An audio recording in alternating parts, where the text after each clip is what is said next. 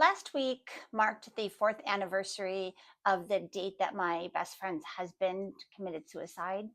And of course, shortly after it happened, as we always do when somebody chooses to end their own life, we ask ourselves and we ask each other, was there anything that we missed? Were there any signs? Did we not do something? Sometimes it's obvious when somebody is struggling, and other times we may not have even noticed that somebody has slipped into the darkness. Hi, my name is Kate Bloch, and I'm the award winning poet and author of 4 books that consist of poetry and prose. I have a blog at The Practical Poet, and each week on my blog, I feature a different poem from one of my 4 books, or maybe even some new material. And a little bit unique to my blog and my books is I always give a little bit of the backstory, or sometimes just my random thoughts and my motivation, what prompted me to write the poem. And the poem that I'm talking about this week comes from my 3rd book called Gather Seeds of Hope. And this is a poem called Darkness.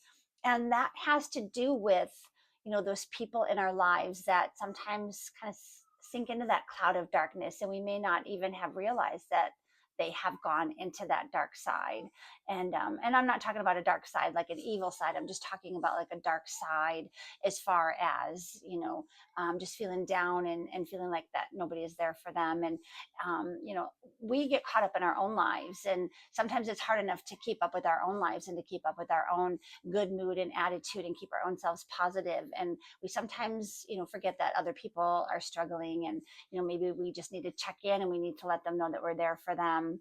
And that could make the difference. And sometimes it doesn't. Sometimes people don't want to be bothered, but it's kind of our duty as their friend and loved one to check in if we feel like somebody is kind of sinking away from us. And again, we are all wrapped up in our own lives, right? So it's not really our responsibility to be in charge of somebody else's mental health, but we can be a good friend. And in my book, I talk a little bit, like I mentioned, the prose or the backstory, and I talk about an acronym called ALEC, ALEC, which stands for Ask, Listen, Encourage, and Check In. And it has to do with that ask those questions. Are you doing okay?